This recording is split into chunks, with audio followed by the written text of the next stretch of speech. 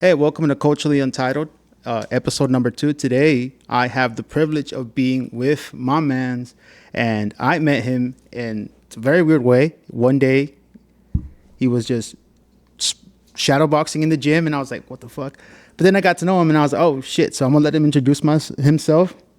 Go ahead. Hey, what's good, guys? This is Hicks, and yeah, I'm glad to be here. I've wrestled for 4 years in high school, 2 years in college, and I currently compete in mixed martial arts, and I do a lot of jiu-jitsu tournaments, and I currently have my blue belt. And again, I'm just glad to be here.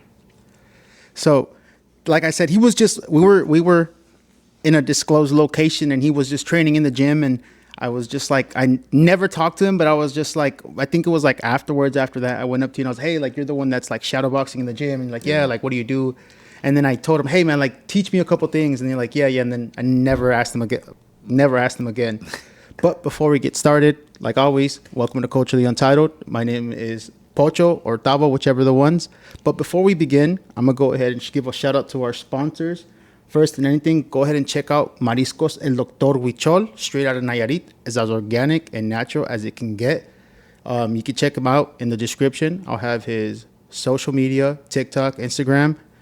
And also, if you're mainly all these sponsors are from San Diego because I'm from San Diego. So check out Carnitas y Mariscos El Tazo Dorado. You know, everybody knows somebody like a tío or a cousin that says they have the best carnitas, but I'm guaranteeing you that this is top tier, as original as it can get. Also, as everybody knows, gender reveals, birthday parties, whatever, graduation, go and hit up my man, Ventas Panchito. I'm telling you, when it comes to pastries, when it comes to like goodie bags, I mean, you name it, and go ahead and look him up. Also, his link will be in the description. One more thing is I want to give a special shout out and a big warm hug to my brother. And if you're in Destin, Florida, I want you to check out All Pro Junk Removal Services LLC. And I mean this is the most American name that I can think of, but hey, it's as original as it can get.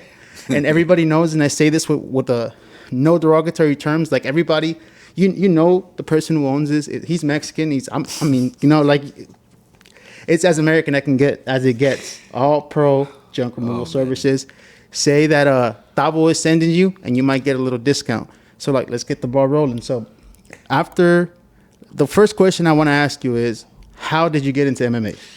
That's a good question. So, like I mentioned before, I wrestled 4 years in high school, 2 years in college, and then my second year of college, I ended up going 4-2, and then I tore my meniscus.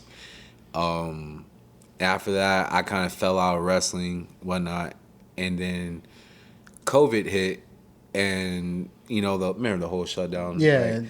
Yeah. So I found a gym. I was like hitting the punch bag, whatever, and I always knew about MMA, but I really never got into it until like COVID happened, and then like when the shutdown lifted, I went to King's MMA in Huntington Beach, California. And I did a trial class, and then after that, I was like, all right, we're going to do this thing. And especially because I have a wrestling background, so it's not like I'm a fish out of water, like I have that background in wrestling, so I automatically just like fell in love with it. Even like getting into jiu-jitsu, it's similar and different in wrestling, especially like with the gi, it's a wholly tool, like different sport. But no gi is like what I excel at, and I'm like a no gi specialist because the way I look at no gi, it's like wrestling but with submissions, but it's more like a game of chess. So that's how I pretty much got into MMA. So I know a little bit about jiu-jitsu, and like you said, I know a gi. That's the uniform that is given to you that you can use to, toss your opponent or even make a submission with the gi itself, right?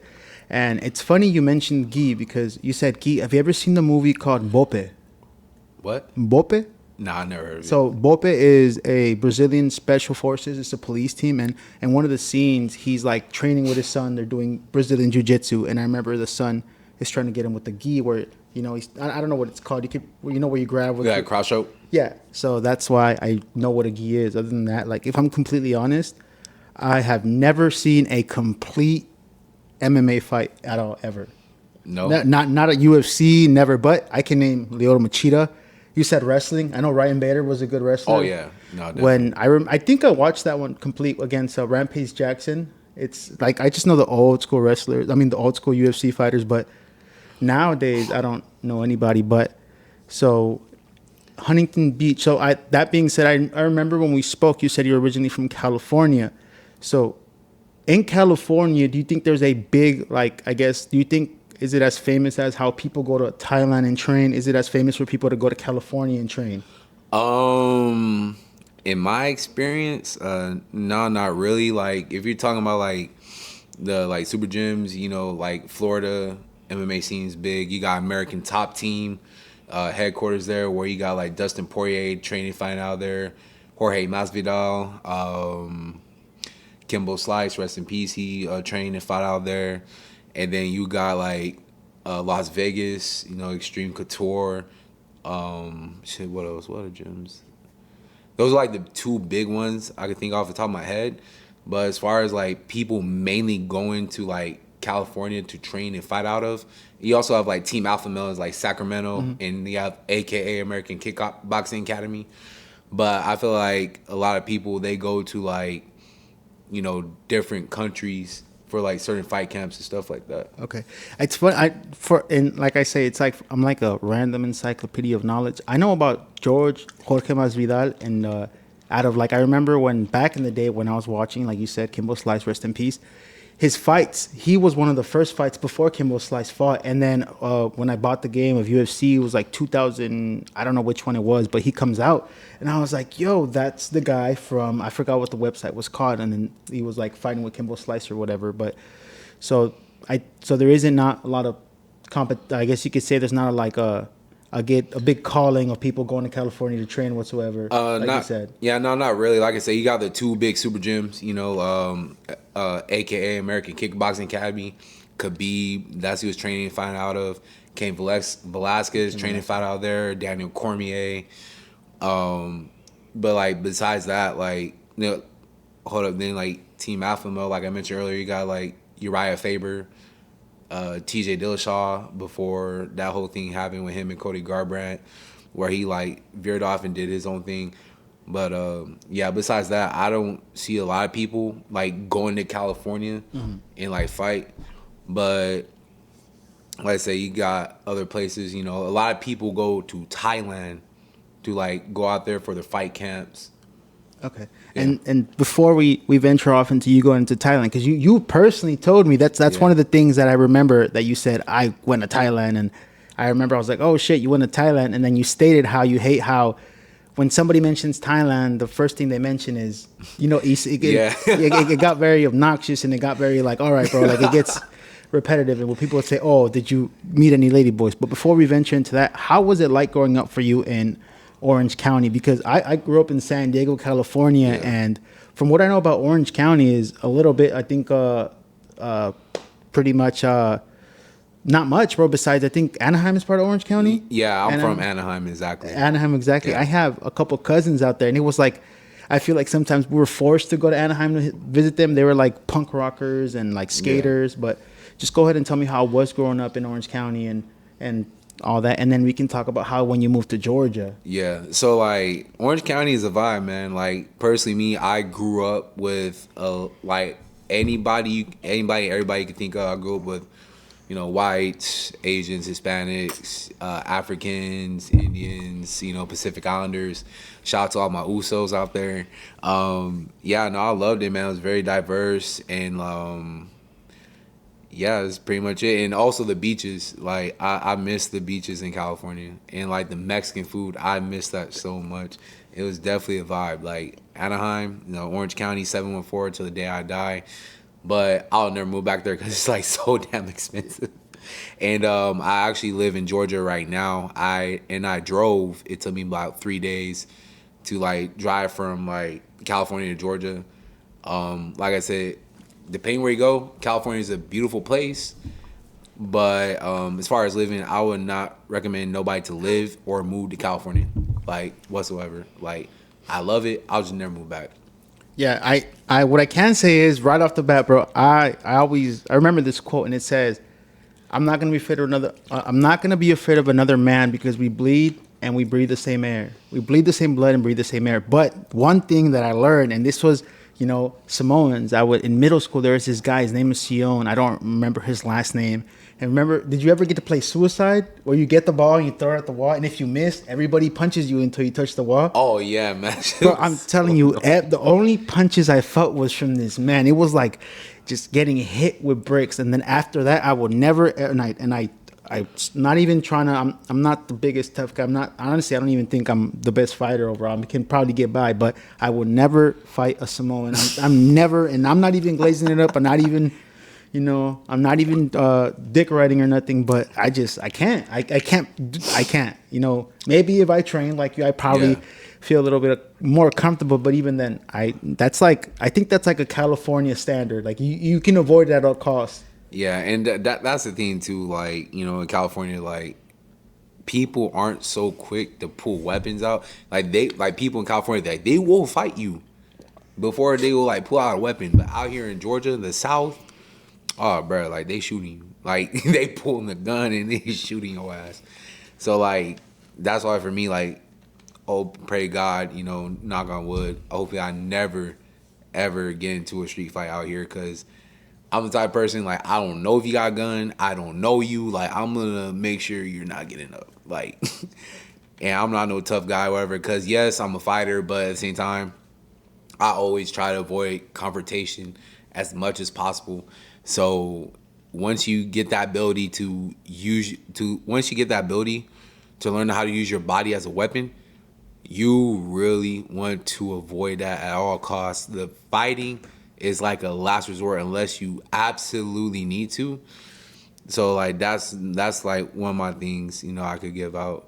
Of course, I love fighting in the sanctioned, like in the cage, sanctioned fight, rule set. But on the street, like I avoid that at all costs. Yeah, I mean, I agree. I mean, I honestly, I feel like, in my opinion, growing up, like 6th, 7th grade, like if somebody would say, "Oh, I train," I'd be scared. They probably didn't even box, but they say, "Oh, I box." I was scared, and then ultimately from 6th all the way up in 8th grade, I remember I would beg my mom. So there was this gym. It was called Undisputed, and it was in San Diego, and I always wanted to go there, and she never let me. But as I got older, I never got the chance to train again. But the way you say it is using your body as a weapon, and I always mention it, and it comes from an ignorant kind of place. I always say you give people a lot of passes. You give people a lot of passes because you know what you're capable of, right? Yeah. So that being said, it takes a lot of restraint. Oh yeah, no, it definitely is strong. Like like literally not like whooping somebody's ass. It takes a lot more strength than it really does. Kind of like, because there is times where, like, because with my line of work, there's a lot of fake tough motherfuckers. I spare them. Because, like, the way I look at it is, like, I have a whole lot to lose. Do I think before I speak? Sometimes. Do I think before I act? All the time. Because I know that I have a lot to lose. That's like I said, a lot of patience and a lot of restraint. Because, I mean, I feel like knowing that you can, like, what did you say? You would always say this. You said the percentage of how many men think they know how to fight or something. Yeah, it's like the man. So the average man, they overestimate their ability to fight by over like 4,000%. And I'm gonna tell you this, right? Like a lot of people think that they could fight. They never stepped in a gym. They never trained. Really never got punched in the face like that.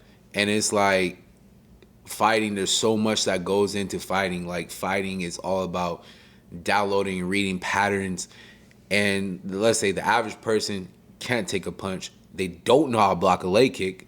Probably never been kicked in the leg. And the average person doesn't know how to fight when the fight hits the ground. That's a whole different fight in itself. So a lot of people that never train and they think they could fight, it's kind of a trend because they never step into the gym because once they step in the gym and they get their ass whooped, it breaks their ego. It does. I mean, I can remember this is a shout out to my man Dex. I remember we would spar. This is like right after high school, 2017, and we would get the gloves, and I remember like he was a really good boxer, my man Dex. Back in the day, he was like a big fan of like Famous Dex or whatever, and yeah, this man, I remember he messed me up, bro, and that was like very humbling. And but I mean, that should have motivated me to box, but I just never really got the chance. I mean, I think I know the basics, but that's besides the point. But that being said, before we venture into you going to Thailand and all that, what is your go-to taco shop order? I mean, in San Diego, it's like Roberto's, Filiberto's, Alberto's. You know, it always ends with Roberto. So I don't know what's Alberto's? Yeah, it's Alberto's. There's Alberto's in Hell yeah. Okay. What's your go-to order? Bro, California burrito. California burrito all the way. Or carne asada fries. Carne asada. One of those two. My go-to, and what it really is, it's right by, I live and my parents still live in City Heights, so my little tradition is when I go home it's called Roberto's, and it's been there since like I was probably a kid. Probably even before I was a kid, but all it is shrimp jambalaya, and it's a shrimp burrito, and I get it, and it's a no salsa mexicana, which is like pico de gallo, and it's like kind of like a sauce, and it already has sour cream and cheese, and I add French fries to it, bro. See, and that's the tradition, and it's just like inexplicable, bro. It's like it's just the best. Everything sounds good except for the shrimp. What? Well, you don't like seafood? I don't. Fuck no. Bro. Like, see, look, unless it's like sushi or salmon, cool. But like, you talking about like shrimp, lobster, crawfish, caviar, sardines. Like, no, this is not for me. Well, I mean, I bet like, so my mom is from Nayarit. It's like, honestly, it's like the Florida of Mexico. I'm kid you not. Same. Yeah, Nayarit. It's like by the coast. And if you didn't know, bro, Nayarit was one of the first. You know who El Mencho is? Oh yeah, of course I know El Mencho. So and I mean this with the utmost respect. He passed recently. If you look it up, they were during a raid by the Mexican government. But that was one of the first territories that he took over, or I think he had already taken over. I'm not too sure. Don't quote me on this, but it is like the Florida of Mexico. But there's a lot of places just like Florida. But there's some times when I was in Orlando and like the same humidity, the same weather. So it's like I would like to consider like the Florida of Mexico. But where they're from, it's like a lot of seafood, like dry shrimp, oysters. I don't think we had lobster growing up. Yeah, oysters, nah. Oysters, they're what is it? Aphrodisiac. Is a natural aphrodisiac, yeah. Nah. I can't. Now, what if you're like with a 10 out of 10 and then like she's like, oh, like let's go get some oysters. I mean, okay, that's the exception. Are you gonna get and then everybody that was Mexican growing up, we would go eat mariscos or like seafood, and then there's always that one sibling who would just get chicken nuggets or like a quesadilla at the seafood spot. You're gonna get chicken tenders at the seafood spot. I'm definitely that guy. Oh man, no. I love oyster. I mean, there's only like I don't know how to eat crawfish. I'll tell you that. I never learned.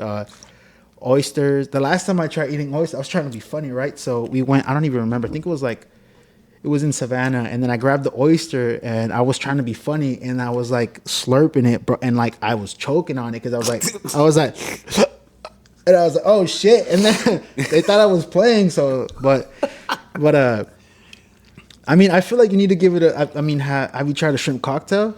I just don't like the texture and taste of shrimp and the smell. I just can't. All right, it's like I respect that. But so. No on the shrimp, but then just have a shrimp burrito, no shrimp. I swear to God, my sister gets it. My sister orders a shrimp. When she was younger, she would get a shrimp burrito, no shrimp. Or she would make my dad take the shrimp out of the burrito. Yeah. I swear to God. I shouldn't have said that. That's blasphemous. But that being said, I mean, I feel like if they would open a Roberto, any taco shop, like the lowest taco shop with the worst rating will blow up in Hinesville. In Hinesville, it would be the best Mexican restaurant in Hinesville. Yeah, because I ain't gonna lie, like Mexican food in Georgia is trash. I'm sorry, like it is straight buns. Like obviously, me coming from California, growing up, like I grew up on Mexican food, and I tried the Mexican food out here. I was like, bro, this shit trash. Like but I'll say this, Georgia. I've never been to a state that has so many chicken wing spots. It is fucking ridiculous. And you know what's crazy? I had chicken wings from Checkers. I mean, buffalo wings from Checkers. Yeah. I've had There's this guy, and shout out if you're in Hinesville and this is not a paid promotion at all, go to Everybody Eats. I'm telling you, look him up on Facebook. Everybody Eats. Mookie Corleone, bro. I'm telling you, I think it was like Buffalo Ranch wings, bro. I don't have my phone, but I would show you a picture. 10 out of 10. Really? And the birria tacos are almost as authentic, bro. I'm not even kidding. Not even glazing them up. I don't want to overhype it, but I'm telling you, it's approved. It's valid. It's valid. I might have to check it out. Man. I actually missed this order today. Today he had a chopped cheese Wagyu burgers, and I missed it because I woke up super late. But that being said, now, so what was your first job growing up? Was it and then we could venture off. We could start like kind of like crawling towards you going to Thailand and all that. So my first job like growing up was like I was like working part-time at Sprouts as like a what's it called? Like Whole Foods? No, like not a cashier, but like somebody that collected cart collector or something like that. Yeah, that was like my first job, part-time, stuff like that. And like at the time I was like wrestling in college too. So, and like trying to like be a student athlete and obviously, you know, not having money coming in, like working part-time and having bills, that was just like, fuck. Like that shit was such a grind and struggle. And like, cause I went to Santa Ana College. That's where I was doing wrestling there at college. And not having a car at the time, then taking the bus back, like that shit was just... But the transportation in like California is also top tier. Yeah, exactly. That's what I miss about it. But it's still a hassle. I remember. Yeah, man. I don't like to think about those days about having to take the bus. Right. Yeah. That's where the real PTSD comes in, having to deal with that homeless guy just yelling on the bus or just fucking tell me like miscellaneous, like go on a side quest on the bus. Weirdos. And that is a call somebody a weirdo. Those are fighting words in California. Yeah. Weirdo is a fighting word in California. Yeah. So when you were pushing those carts, bro, did you ever at one point think there has to be more than this, or it just was it kind of like a fuel to do better in school and like kind of like do like you said, build towards your student athlete? Yeah, like ambition. Yeah, no, I knew there was like more. I was like, it's probably more in life, whatever, right? So my first year I redshirted. Second year I went 4-2, and then I tore my meniscus. And like I ain't gonna lie, I just kind of fell out of wrestling, you know, like because wrestling is like I would say wrestling is harder than like actual fighting. Like all jokes aside, because you gotta think about wrestling, you're constantly pushing the pace. It's like go. With fighting, you could just like relax, explode, relax. So it was just like, and the practices are so fucking brutal. Like wrestling practices are so fucking brutal, man. So like, you know, 6 years of doing it, and it's just like I just got burnt out. And sometimes, you know, as an athlete, I feel like you need to take those necessary breaks, and like you could find yourself again. And like during COVID, and I'm gonna be honest, like during that time, and even COVID, the heaviest I ever gone up to was like 285 pounds. Like I always been big my whole life, like gain weight, losing weight, you know. But like COVID was like, it was bad. Like my large shirts was like, goddamn nigga, the fuck are you doing? Like, damn, it was that bad. You know, and it's gonna be like, wow. I went to 2 wrestling practices in high school, and I never learned how to take a shot. Never. And I don't think I ever wanted to learn. I'm over it. But that is crazy. I mean, you did show me pictures. Yeah, you were up there, man. Yeah, you were up there. I would rather die before I ever get that big again. I agree. Honestly, I actually remember seeing your stories, and you'd be like watching your kind of like your fitness journey and your meals and stuff. Yeah. And the brown rice. I think you posted brown rice. Like, was it brown? No, it was a steak. Yeah, steak. Disregard that. It was a steak. Yeah. Fucking, I remember you posted like, oh yeah, I had it, and I was like, I ate Taco Bell twice today. Yeah, I remember. Yeah. But that being said, so after that, so why the big move to Georgia? So like my mom, you know, she visited there a couple times before because I have an auntie that live in Georgia too, and like California got so expensive, and like for me at first I was like, you know, me being, you know, younger, like dumb as fuck. I was like, no, I'm gonna live and die in fucking California, Orange County. And once I start to become a fucking adult with adult bills, I'm like, oh no, this shit too expensive, bro. I gotta get the fuck out of here.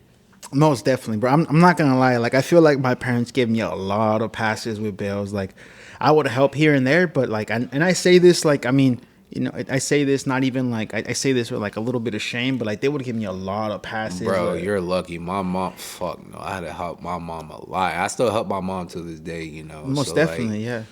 you know, so and I'll say this: if y'all have a really good relationship with your parents or siblings, like, do not take that for granted in any way, shape, or form. I promise you. No, yeah, my mom gave me a, not to disregard anything you said, like it gave me a lot of passes to the point where I like it was like a wake up call, and I was like, hey, you know, Yeah. like my parents are getting older, and like Nah, it just real like, shit. and I say this again with the utmost respect, not to knock on anybody's hustle and anybody's career, but like I always say, my mom didn't get to where she's at in life to America, so I could be so I could be a pest control technician, or that was Yeah. like, you know, or a call center agent for collections, you know. Yeah. So like that was a wake up call. But yeah, man, I was, my mom gave me, my dad and my mom and dad gave me a lot of passes, bro. And for a year, bro, we share a phone bill. I did not pay it. When we had Metro PCS, bro, I did not pay it. No. And then when we upgraded to AT&T, I was like, nah, like, all right, like I'm gonna chip Yeah, in. no, And then same to here. this day, 1 month yes, 1 month no. But yeah, we kind of bounce around. Yeah, Like, no, I feel you. Like even me, I got my own phone line, my own insurance. It's just like I just want to start separating myself, you know, from my mom. And don't get me wrong, I love my mom to death. You feel me? And my dad too. But it's just like you know, like you said, your parents are getting older, and like sometimes, and then there has to come to a point like, hey, you need to start doing your own stuff now. And like my mom and dad, they're separated. You know, like my dad, you know, I love that man till this day. I talked to him as well. Just that him, my mom didn't work out. They're very cordial and cool. So like, and like I said again, if you have that great relationship with your parents or your siblings, do not take that for granted whatsoever. I agree, and like you, to tap into about siblings, man. There was a point in my life where I was so horrible managing my funds, bro. I would borrow money from my younger sister, bro. I'm Damn. telling you, I would borrow money from my younger sister. I'm talking about like, let me hold a 20 for like the next paycheck type of Oh deal. shit. I was honestly like, I was just uncoordinated. I was just like, just trying to figure it out. Still living at home, and then Yeah. I was like, that was at my biggest too. I was like 400, bro. Just, but Oh. then eventually, like it all fell into place, and like now I have the luxury of me and my sister have a wonder that in that time we didn't have the best relationship, Yeah. but now we have the relationship to where like I always she always it's reciprocal, you know. You ever Yeah. heard the one hand washes the other? Yeah. Yeah, it's like that. So that actually kind of made me reflect about saying about never taking it for granted. Yeah, no, that's good too, cause like, cause like with my sibling, I actually I don't want to get into that. Yeah, we talked about it, you Yeah, know. I don't want to get into that. We talked about it off camera. I always wanted Yeah. to say that. I've always wanted to say that. But yeah, I understand. But yeah, man. So before we I keep on saying before, but I'm trying to, let me change my vocabulary. So I don't even know how to say this, man, but I remember we were in the recreation room and you were playing Shoreline Mafia. And then after Shoreline Mafia, you played Draco the Ruler, and then it was just a bunch of Cali songs. And I remember, who's playing this? Who's playing this? And I never found out. So, what is your relation to Ralphie the Plug and Draco the Ruler, man? And you showed me that picture, but I don't know. I'm gonna get the editor or whoever's gonna be my editor Yeah. to put that picture if you could send it to me. Yeah, no, definitely. No, those are my cousins, you know, blood cousins, stuff like that.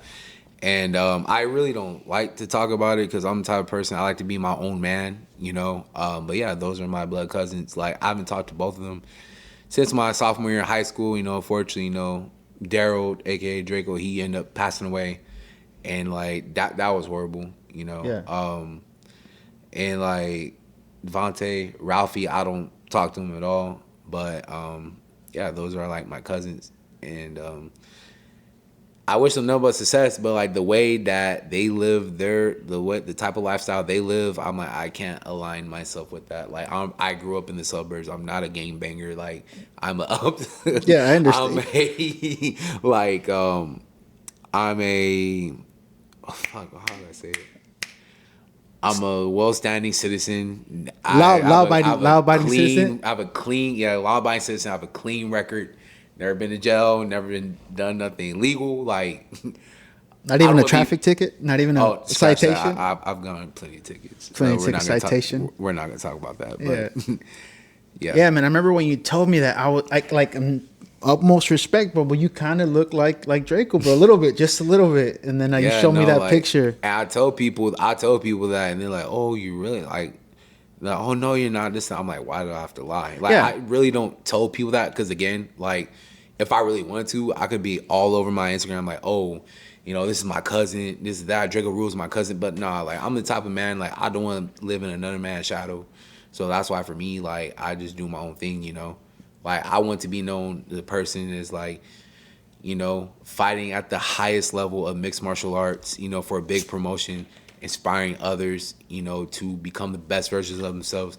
I don't want to be that guy. Like, oh, that's Draco's cousin. No, I do not want to be that person. Yeah, and when you said that, you said it, and you said it humble. You said it respectfully, and you weren't just like boasting it in my face. Like, you're like, yeah, this is. And then you showed me the picture, and I was like, oh shit. And then I was like, oh, And then the only reason I want to bring it up is because, like, that was one of the things. And then I didn't see you again until like fucking 2 or 3 more weeks after that. Yeah. And then when was it? It was like, honestly, bro, you were like a.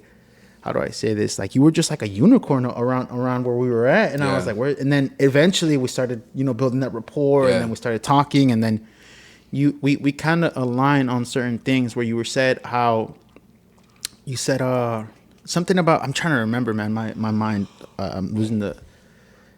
You said something along the lines like how something about men don't want to be men. Like, it was like a man empowerment about like men just want to be docile and not taking up the. I forgot how you said it. It was about like I forget. I mean, something about like how for the potential, like men are never going to see their full potential or something, something like that. I think we were. But I don't remember. We had so many conversations for like a long time, and it was like it all gets fogged up, and I'm pretty sure it'll come to me. But so let's say. Did you go to Thailand when you were living in California or when you were living in Georgia? Oh, I was living in Georgia. Okay. So here's the thing, right? So back in January 2024, I won my amateur MMA debut. I fought a guy. His name's Manson Manicki, a really good fighter. He was 1-2 in MMA, but he was 4-1 in kickboxing with 2 kickboxing belts. And like when I fought this guy, I was looking footage. Like, he was a striker. He had horrible takedown defense. So I'm not gonna lie, like the first round, like I was getting my ass beat, like real shit. A lot of people thought I was gonna lose. Overcame adversity first round, started taking them down, and I ended up winning by decision. And like the thing I hate about Georgia amateur rule set, you like your first 3 fights, you can't pound and ground to the face. It's stupid. Why? Yeah, exactly. It's fucking stupid. Your first 3, why? Like that's how the athletic commission is for the state of Georgia. Like your first 3 amateur fights, you can't pound and ground to the face. You're wearing shin guards. But after that, you could pound and ground to the face, wear shin guards. But like that fight, if I was able to like pound and ground to the face, I definitely would have gotten like a TKO, or I definitely would have finished that, man. So after my amateur MMA debut, I was like, you know what? Because mind you, this time I'd never been outside of America ever in my life. And it was either between Thailand or the Philippines. At first, I was leaning towards the Philippines, but then I was like, you know what? Muay Thai originated from Thailand, and I'm an MMA fighter. Fuck it, we're gonna go to Thailand. And so that flight was like 21 and a half hours, and flying from Atlanta to Istanbul, Turkey, had a layover Istanbul. Shit. And then from Istanbul to Bangkok, and when I got off the plane, like everybody was just so happy to be in like Bangkok, and like, man, it's just like I'm low-key getting emotional just thinking about this. It's just like the atmosphere is the night and day difference. Like they call Thailand Land of Smiles, and like the locals are like really kind, and like even of course there's a language barrier. Mm-hmm. But people aren't as materialistic out there, and the food there is so much healthier. Like it's not as processed. Like I was drinking regular soda out there because I normally don't drink regular soda. The shit had like less sugar. I was like, what the fuck? And like our milk chocolate is sweeter than their no, our dark chocolate is sweeter than their milk chocolate out there. That's kind of odd. And like, and when I was out there, I was training at PK Sanchai Muay Thai gym in Bangkok, and also Bangkok Fight Lab, and like just getting that authentic like training, the authentic Muay Thai experience out there in Thailand, and the cost of living is so much cheaper, and people like I don't know if I mentioned people aren't as materialistic, and I was talking to people from like UK, Canada, Australia, and like I could just like strike up a conversation with anybody because out here like if you try to talk to somebody like a fucking stranger, they'll look at you like, whoa, what the fuck? And like, bruh, I swear to God, on everything I love, like I almost cried, bruh. I did not want when I had to leave. I almost cried, bruh. I did not want to leave. And when I came back to America for like 2 weeks, I was like, yeah, bro, there's no way that life should be lived this way. Like, I kind of fell into a little depression. And like, I genuinely can't see myself living in America the rest of my life. Don't get me wrong. I am grateful for being an American, born and raised. It's a great place to make money, but I truly feel like living day to day is just not it for me. Okay, yeah, I understand that. You're not. What's crazy is, at first I thought, oh man, he's overhyping, Thailand. And so I met somebody while doing Uber. They said, oh yeah, like I'm about to expat to Thailand, and he said that he was rear-ended. He was on a motorbike or a scooter, motor scooter. He was on a motor scooter, and he was rear-ended, and the guy was trying to drive off, and the people where he was at stopped the guy from driving off, took him to a clinic. He got patched up for $16. Sick, and I was like, what? And it was like shocking. And then he was like saying the same thing you said. The food's better, the cost of living is cheaper. He's like, I'm a VA on disability, and like I just, my wife recently passed away, and then he was just saying about how like, horrible. Yeah, I'm in the process right now because according to his job in the military, he has to get like whatever, and he was gonna get cleared for it, and then he said he's gonna go back to Thailand, and he was saying the same thing that you said, exact same things. The food's better. Cost of living is cheaper. And you said he stayed in a 5-star hotel for how long? For 12 nights. Because, like, I went to Bangkok for, like, 2 weeks. But, obviously, flying is pretty much going to take up, like, a day and shit like that. So, yeah, I had my hotel for 12 nights in downtown Bangkok was, like, $570. And was there a specific reason why you chose that hotel, or you just didn't deep dive? Like, I didn't deep dive. I was just looking for like great deals and stuff like that. It was the Palace Hotel in Bangkok. It was in like the Bang Pham Lu district, and so I'll tell you this, right? Bangkok is like New York City, right? So like Bangkok. So New York City has like 5 boroughs. Yeah. Bangkok has 50 districts. So like, I live in Bangkok.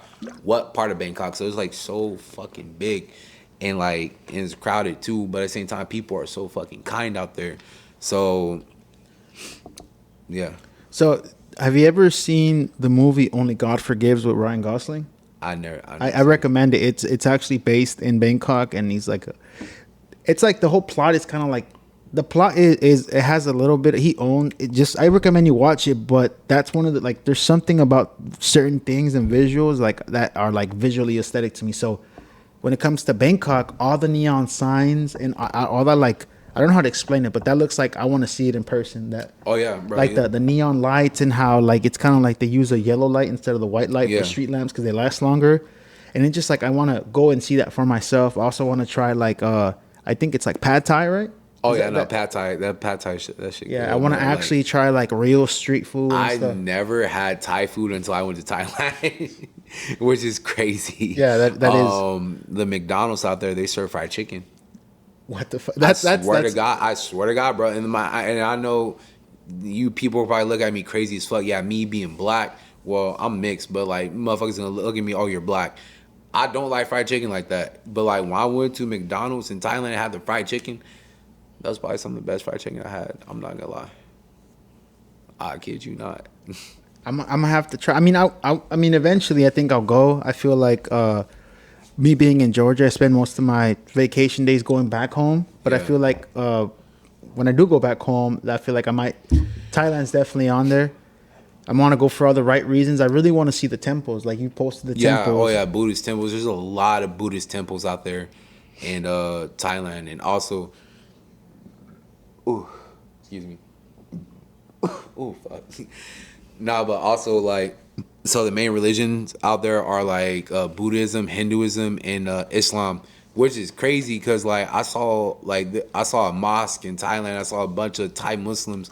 That definitely caught me off guard, but it kind of makes sense because like Indonesia is like underneath like Thailand, and like Indonesia has a large Islamic population. But yeah, anyways, like the temples are so beautiful out there, and like I don't know if I told you, I almost got in a fight in the Buddhist temple, bro. Nah, you didn't tell me that. Yeah, nah. So like I said, mentioned Bangkok is like really big, like it's really crowded, but it's like your shoulder to shoulder, but not always not gonna like fucking shoulder Yeah. check you, not right. So I'm like walking right, and I bump into this older European dude. He had his wife and his daughter, and like we bump hands. And I turn around. I turn around. I was like, oh, what the hell? Like I literally said it like that. Like I didn't say aggressively, not like that. He turns around. I was like, don't touch me, don't touch me. Dude smacks my hand. I look at my hand, I look at him, I'm like, bro, ain't no fucking way. Out of all the places, bro, a Buddhist temple. I was like, bro, you really gonna do this shit right now? Like, I'm looking at him like, this shit ain't happening. So I'm like, hey, bro, relax. It was an accident. And his wife got in the middle of it. She was really kind. He's like, don't you talk to my wife? Da, da, da. I'm like, bro, I just walked away, bro. I got the security guards. Cause I'm like, bro, if this nigga get like close to me, bro, I'm gonna make you look very, very vulnerable in front of your wife and your daughter. I'm gonna make you look very vulnerable in front of your wife and daughter. So I get the security guards, and the dude is such a pussy, right? As soon as he saw the security guards fucking come back, he left his wife and daughter to deal with that. It's like, dog, you're a grown ass man. How you gonna start something like that and potentially put your wife and your child in danger? Like, what happened if I would have smacked the shit out of your wife? Then what? I'll never do that. But I'm just giving an example. It just plays into the somebody else would. Yeah, exactly. Somebody else would. Yeah, exactly. And then like I told his wife, like, hey, like I'm a trained fighter. Like if your husband would have swung on me, tried to put his hands on me, like, I would have put him in the hospital. And like she looked like she was about to cry.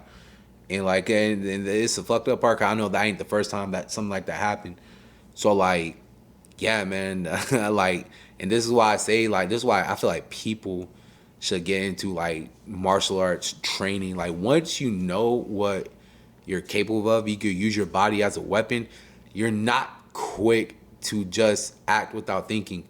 Like you really think and you really have that understanding. Like, look, I could probably kill this person if I really want to, just using my fucking hands. So you really think before you act. It takes a lot of strength and emotional discipline to, not to really like fucking hurt somebody. It does. I believe it. Definitely believe it. But you know what's crazy? And you're not going to believe it. You know what my biggest fear is in a fight? What? To get in a fight, bro, and I fall over and my crack is showing. But that's my biggest fear, bro. Not even trying to be funny. I'm being completely transparent right now. I'm like putting myself out there. That's crazy. But it's like, that's crazy. It's like, I feel like that colonizer entitlement. I mean this with all the love, the colonizer entitlement in a Buddhist temple and not knowing who you are, knowing that Thailand is known for Muay Thai. It's really and crazy. It's like for peace too. It's like literally Thailand is like, I've never felt so safe ever in my life, right? Like you could like, for me, I could literally walk in like an alley 2-3 o'clock in the morning and like feel completely fine and safe. Like I never felt in danger while I was there too. And also another thing I want to touch on too is like cause some of these foreigners, they would try to fuck with the locals, which is pretty fucking stupid. Cause like you gotta realize Muay Thai is the nation's sport. You know how Americans look at football? That's how the Thai people, that's how they treat Muay Thai. And like a lot of those Thai fighters, they've been fighting since they were 4 years old. Jesus and fighting Christ. Like every other week. So a lot of these Thai fighters have like hundreds and hundreds, like 200-300 like fights underneath their belt. So it's like if you fuck with a local, the odds of them knowing Muay Thai are pretty fucking high. And this is why this is where we have that conversation of the man overestimates their ability to fight. And like Thai people, they're usually smaller, but you got these foreigners that are like bigger. A lot of the motherfuckers never been kicked in the leg.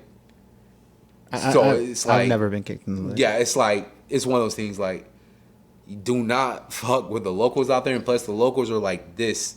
They're tight. You fuck with one of them, they're gonna jump your ass, even if you're in the wrong. The locals are like this. So like, that's my advice. If you go to any foreign country, just don't act a damn fool, bruh. What about Europe? Europe? No, we don't have to get into it. We don't have to get into it. Just what would you rate it out of 1 out of 10? Europe, well, it depends. I was in Eastern Europe, so like, the thing is, depending what country you go in Eastern Europe, like, for example, I was in Poland. Poland is cool, right? Shout out Cuba. Cuba, yeah. Hey, shout out to Cuba and Peter. Peter, I remember. Yeah, those are my. They're probably the most chillest Polish people I've ever met. Those are my niggas, man, from Poland, straight up. Nah, but I liked Poland, you know, like just I liked it, but at the same time, like out there they give like they're like very anti-immigrant. So like if you don't look like them, of course you'll get stares out of curiosity. We get some stares of like, oh, what the fuck you're doing here? Animosity. And yeah, so like around that Baltic region, like in the Caucasus, like not Caucasus, but like around the Baltic region, they could tend to be pretty racist. Like I kind of had a couple of issues, but like with that, but it wasn't a lot. You know, overall Poland was pretty cool. Yeah, the wings and the garlic sauce had us in a chokehold for the most part. Oh, the wings and the garlic sauce. I'll say this: due to the line of work I do, 2025, I wasn't able to train, fight, compete, and like I fell into depression. I ate and drank my feelings away, and I got up to like basically 250 pounds. And I came back around October last year, and then I found myself again losing weight. Right now, I'm walking around like 222, 224. And I do plan on getting back down to like 191, 193. So I fight at welterweight, which is 170. So like I actually do plan on making my MMA return back, you know, this year at middleweight, which is 185. So like I'm currently like cutting down right now, and yeah.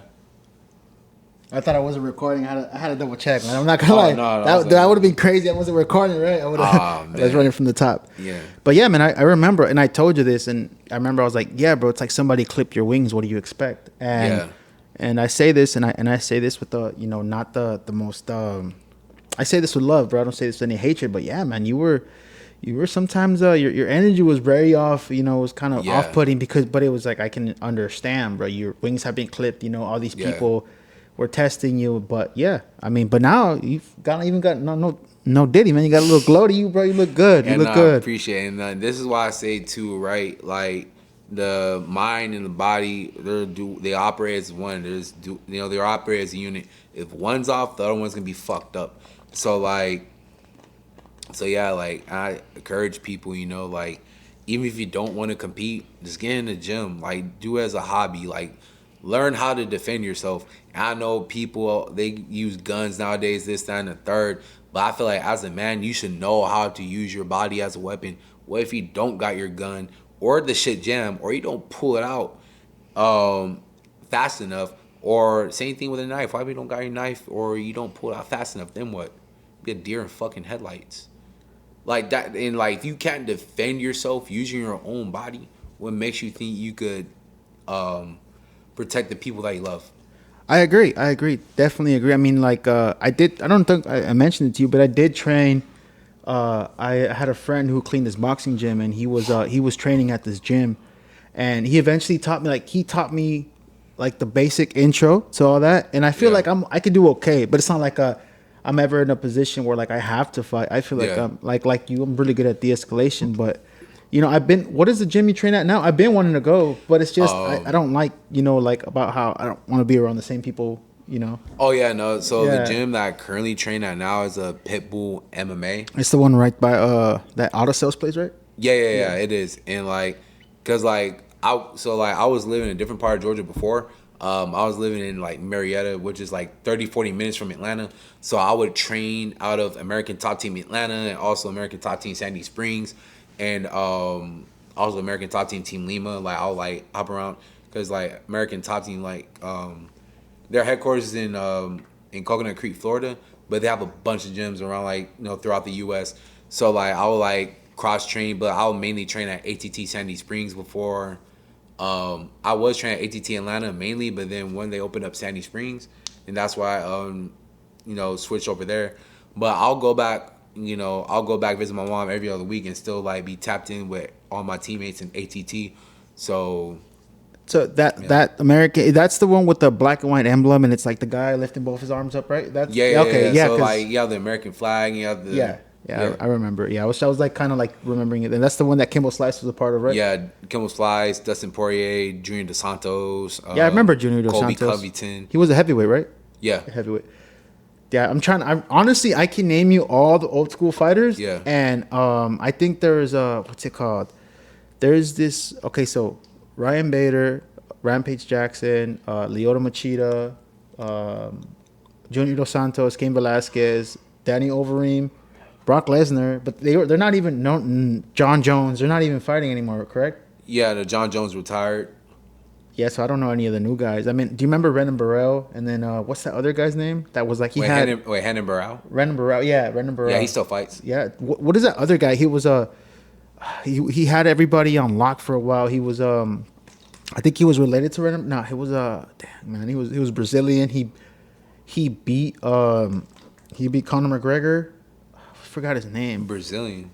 I mean, that's kind of like hard, but No. He said he beat Conor McGregor. I think he beat Conor McGregor, or Conor McGregor beat him. Oh, Jose Aldo. Yeah, Jose Aldo. Jose Aldo. Yeah, I ain't gonna lie.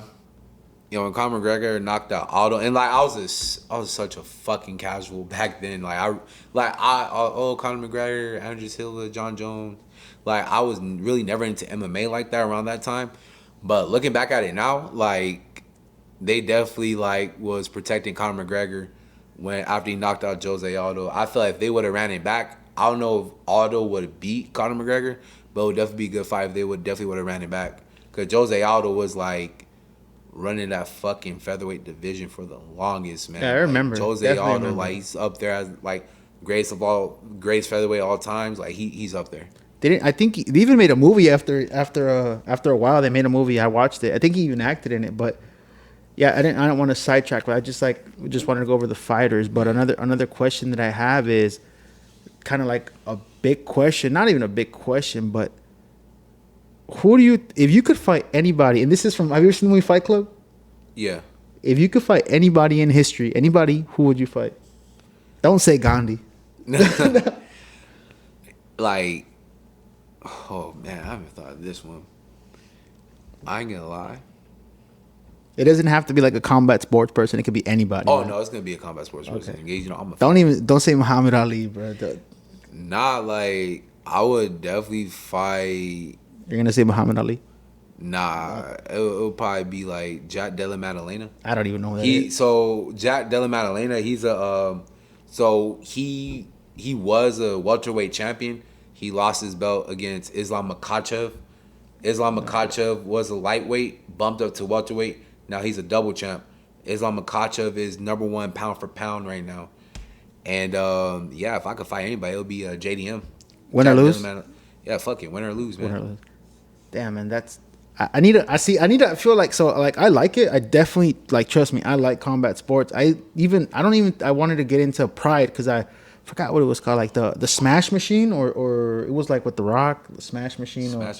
Or I forgot what it was, but it was like about like he was a fighter for UFC when it just started, and then he went to Pride.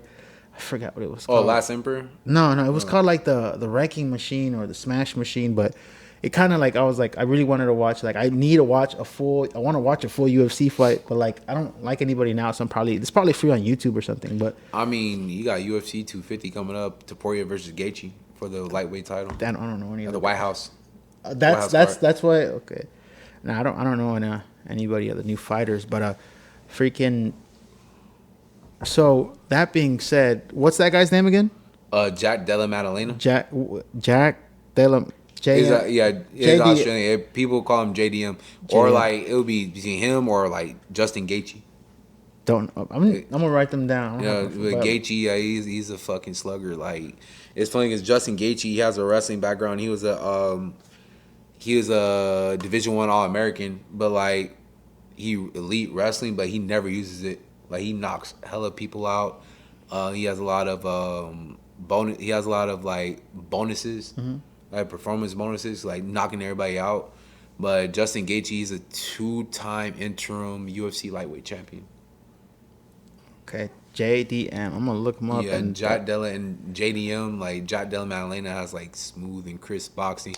He just lost his recent fight against Carlos Pratas, and I think you'll like him. He's a fucking degenerate. I mean, I know Carlos Condit. No, Carlos Pratas. He's a fucking degenerate. You'll like him. Like I like the trash talk of him, like, but sometimes I feel like they overdo it. Like they have to put on a show. Like, well, not really. I ain't gonna lie. Press conferences got boring as fuck. But Sean Strickland though, he carries press conferences though. But now Carlos Pratas, like he's such a degenerate. Like he'll like be smoking, drinking during fight camp, fucking eating Nutella pancakes. But no, the motherfucker's cold though, bruh. Like, put in perspective, Carlos Pratas just knocked out like 2 former welterweight champions.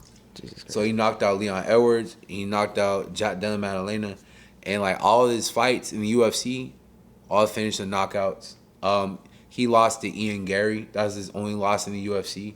But yeah, man, that welterweight division is like super stacked, man. Bunch of fucking killers in that division. I'm about to check it out because, like I said, I just know the old guys. Like when like I forgot when's the last this guy, man, he used to do jiu-jitsu, I remember, and his name was Hudman, but I would always call him Hudson from Hudman. But I always call him Hudson from Call of Duty, so I always call him Hudson. And then he at some point he just got over it, but he told me like that's when it was like this was like 2020, early 2024, and he was telling me how because he was from Sacramento, and he said I ended up doing jiu-jitsu, like he was addicted to. Anyways, disregard that he was having problems with his life, and he ended up going. Damn, I need to scratch that out. Actually, I think I'm gonna beep it if I ever get the chance. But he ended up doing jiu-jitsu, and it turned his life around. And then I was like, really? And he's like, and then he started talking about UFC, and that's when I realized that I named all these guys like retired.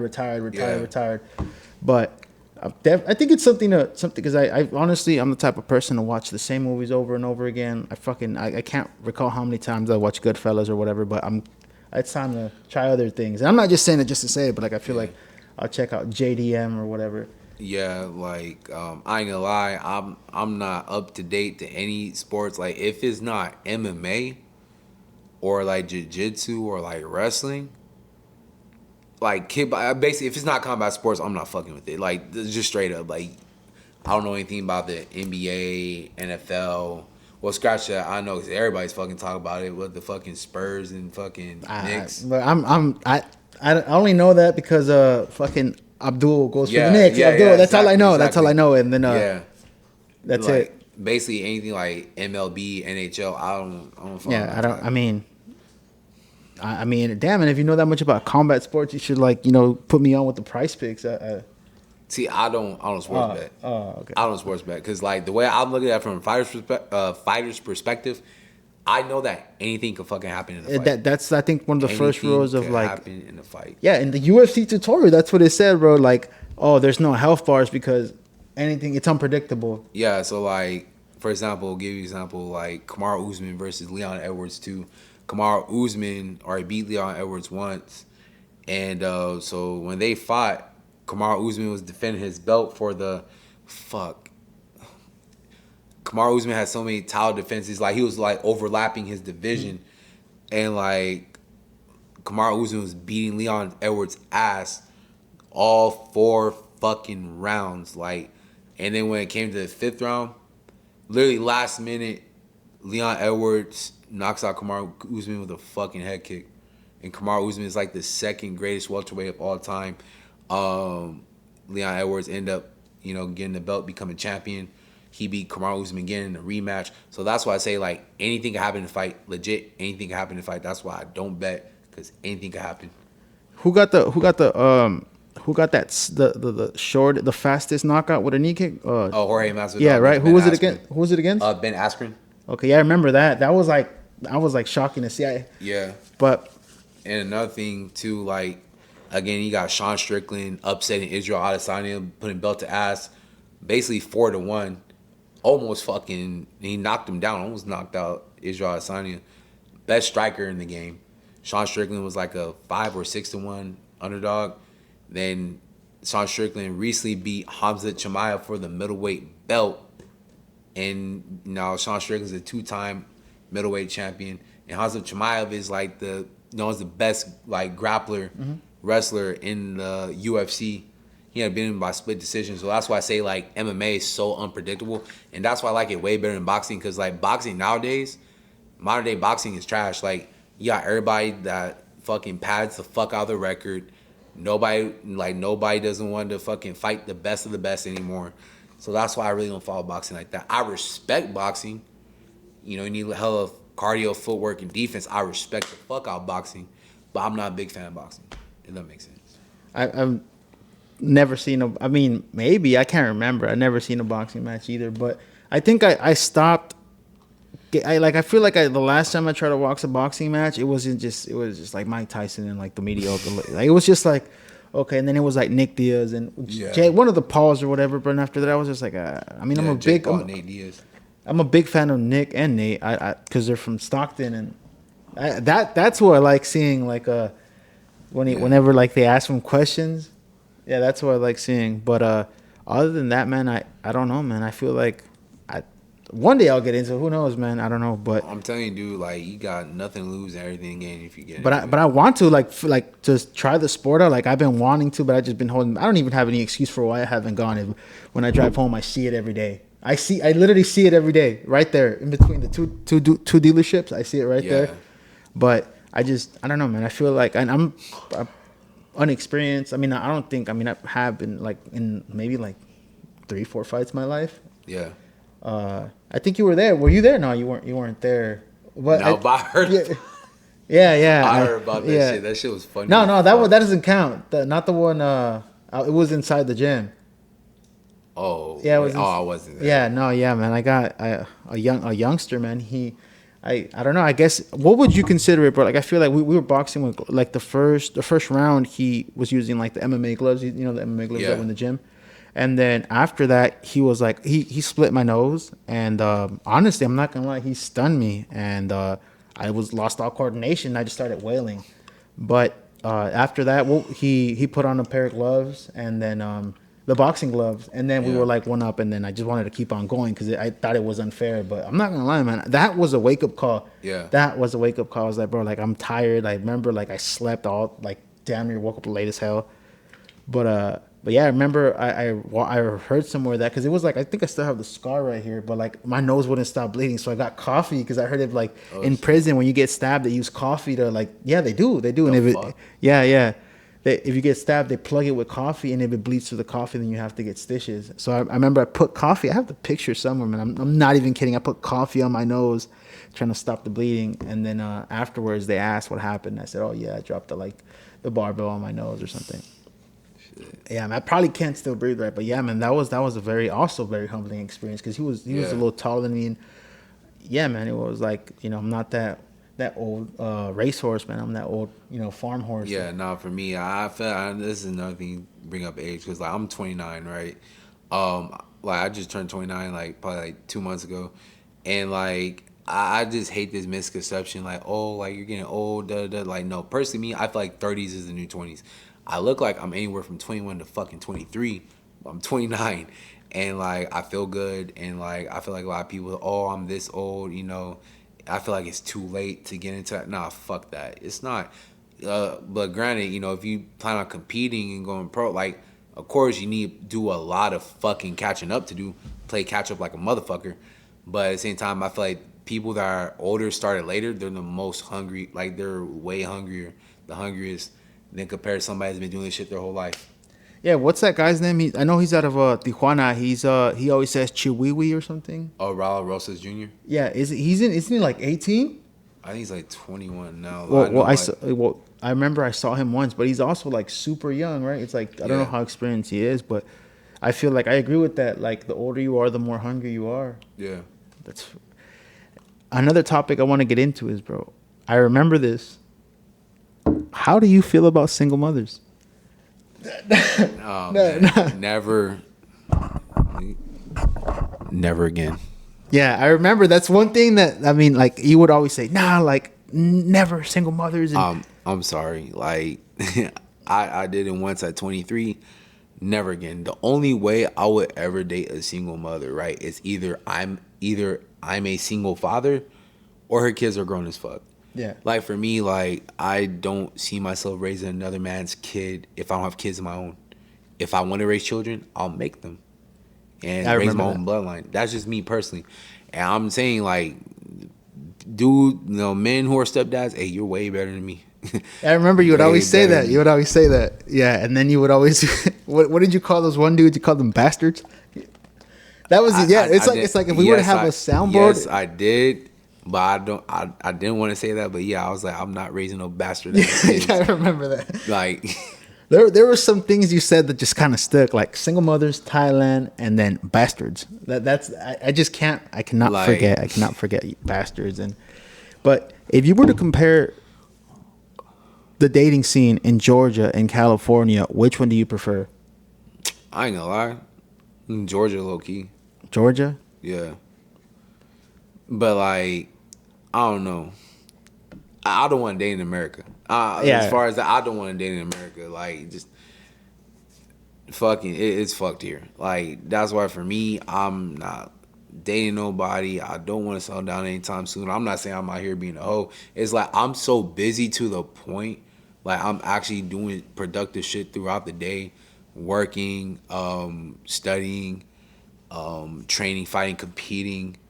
And I just don't want to deal with fucking stupid shit. Like, I don't got time to entertain bullshit, So it's like, if I actually take the time out of my day to message you, like, I'm actually making time for you, you mean something to me. I feel like a lot of, I'm not going to make this a women thing, but, like, I feel like just people in general don't realize that if somebody is making time to talk to you out of their fucking busy ass schedule, actually being productive, I think a lot of people don't comprehend that.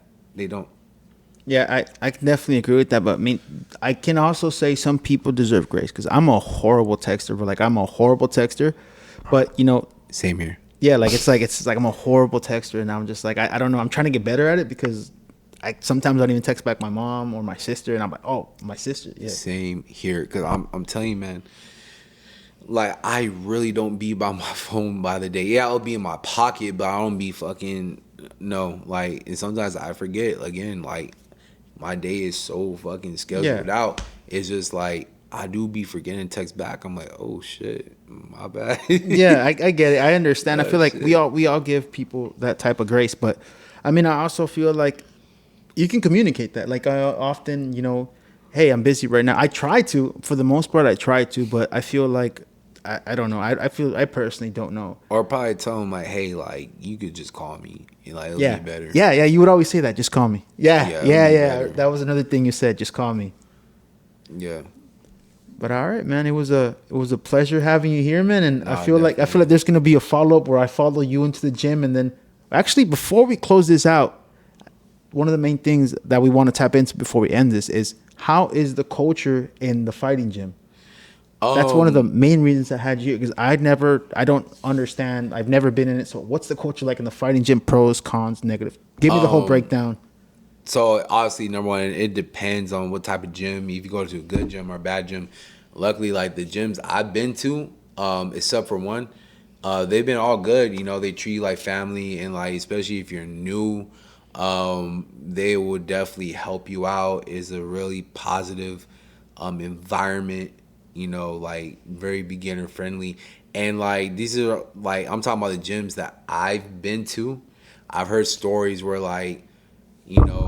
I just heard stories where, well, actually, I've been to a gym where it was like a bunch of egos and like disrespect and like, instructors like being fucking smart asses and shit like that.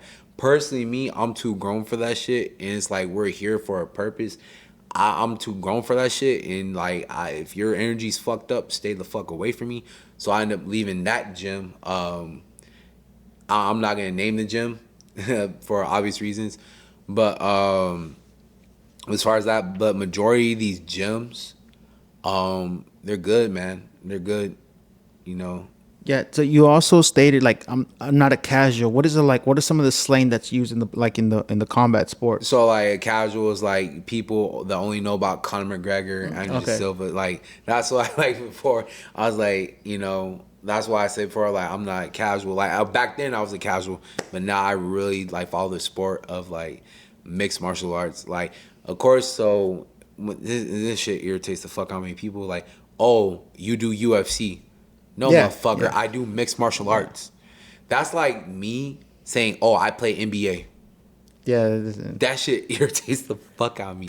So like yeah, UFC is the biggest promotion, right? And like for me, like that is the goal.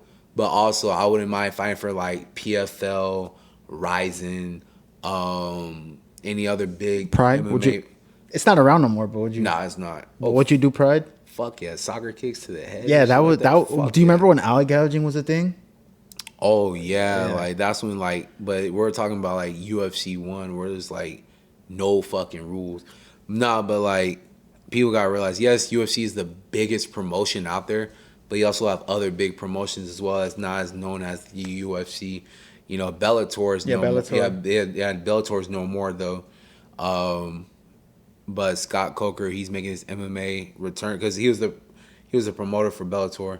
But he's looking to come back, do a new promotion. He has Strike Force that got absorbed by the UFC, WEC that got absorbed by the UFC.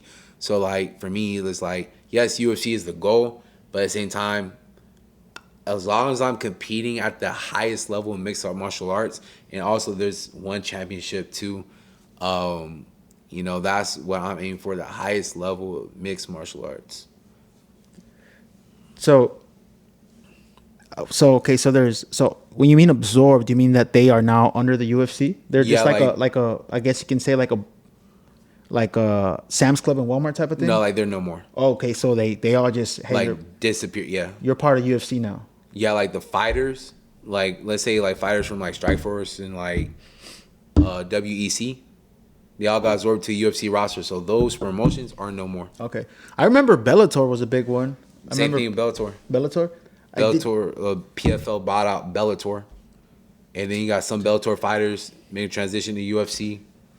Another random fact. The only thing I know about Bellator is there was this guy out there. He was fighting out of San Diego. His name was. He legally changed his name to War Machine. Did you hear about his story? Oh yeah, that motherfucker. That's like another rant. That was like super random. I was in actually in 6th grade, maybe 7th grade, 8th grade. I think freshman year, and this guy who his sister went to school. We were. I think he was like a year older than me, and he told me that I think it was Victory that he was fighting out of, or I'm trying to remember what gym, but it's in San Diego, and they called like he would see him around War Machine. If I'm quoted wrong, maybe I'm not the same guy. I don't know, but yeah, that's one of the things that's the only thing I know about Bellator. He deserves to rot in prison. Yeah, that was crazy, bro. And I mean, it's like I don't know. I feel like there's like I think I don't know. There's no excuse for you to put your hands on a woman or whatever. Yeah. And anyone in general, not trying to. I mean, unless you try to take your life, that's a whole different story. I feel like it's yeah, definitely. That's for anybody as well. But like, yeah, I feel like, And then again, you're dating a porn star. Like, what do you? yeah, See, that's a whole different topic. Like, fucking yeah. How do you? I don't know. I don't think I could do that. It's like I ain't gonna lie. Like a lot of professional athletes are simps. They really are, and that's a whole different fucking topic. That's. I mean, would you consider yourself a simp? What is a simp for you? I feel like a simp for me is like a man that puts himself last, always like pandering, always trying to please somebody, people pleaser, and like just don't have fucking balls to stand up and be a fucking man. I mean, I don't know. I mean, at one point in my life, and I was too. I was, man. I was bad. definitely a simp, bro. I'm not gonna lie. And then I had a couple canon events happen in my life, and then now I'm fucking here. Like, don't get me wrong. Like, I'm not perfect. I'm still teaching myself how to become a man till this day. Like my mom and dad, they split up around I was like 12 or 13. So that transition from being a boy to a man, I never had that father figure in my life. But I had to teach myself how to be a man. And I'm still doing that till this day. Yeah, man. I feel like it all comes with time, bro. Like I don't even want to think back, but like, yeah, man. I was definitely a simp. I wasn't the where's my hug at? But I was like a simp, bro. I mean, I don't know. Now I think it's more. Now it's more different. Now it's like I feel like some people get it conflicted with simp and courting your partner or your Yeah. woman. They get it confused. But something now that I will say that really changes my mind. So I do Uber a lot, bro. And there was this one time I had this girl where the guy told her, "I chase, not attract." And Oh, yeah. I kid you not. He's like, "Oh, I was gonna go see you." And long story, it was like 1 a.m. Yeah. And I don't know how it happened, bro. But this girl ended up going to this guy's house, or that like it was like 1 a.m. And then he said, "I chase, not I don't chase, I attract." And this girl was very intrigued in the conversation, and I never understood that. Yeah. I don't know. I don't know where I was going with that, but it was just random, bro. Like that's the weirdest thing I said in regards to like simping. I chase, not attract. But I mean, I don't know. What would you do if your girlfriend is like a OnlyFans or a porn star and she had a great day at work?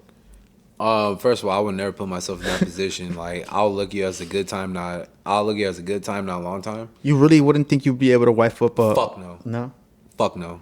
Like, I would not do that at all. Like, For that moment, what would you do? Like you say, she's a porn star. It's like it's never gonna happen if that's where, But if she said, "How was work?" She says, "It was great." I'm like, hey, you seen that meme before? Oh yeah, yeah. No, I'm like, you know what? You go ahead and be great. You're single now. Yeah, man. It's crazy, man. It's yeah, but so pretty much what I'm getting from we definitely sidetrack, and I love that. That we definitely just topic talk. Like it's I like that. So you've never had an incident in like the whole, because I feel like a lot of egos. There's a lot of egos from what I've gathered from you. There's a lot of egos in combat sports, bro. Yeah. Have you so? At the gym now, you said there's no egos. Everybody's... Yeah, no, exactly. Yeah, no egos whatsoever. Everybody's there trying to get better, improve. So like, I like that. Yeah, like of course, like you do as a fighter, you need an ego, but you need to know when to tap into that. Definitely. And this is like super random, but I feel like the most like this is a random moment, but I feel like you should try indoor rock climbing. I don't know why, but I feel like if you're wrestling, you're good at grappling, I feel like you should give it a shot. I don't fuck with heights, man. Bro, I don't either, but I'm telling you, I was like, okay, so you're versatile and you have the conditioning. I feel like you should give it a shot. I'll consider it. Bro, I'm telling you, just they have one nearby. So you should give it I know what you're talking about. Yeah. But all right, man, it was great having you here, bro. And I'm gonna go ahead and tap your social media, leave them in the description if you wanna. I mean, I'm gonna tag them on the bottom of the description. But if you want to say, you can say. Yeah, it. so you could follow me on Instagram and TikTok and YouTube at Hicksmma&fitness. Yeah, that's me, Hicksmma&fitness. Thank you for watching Coach Lee Untitled. See you next time. All right, peace.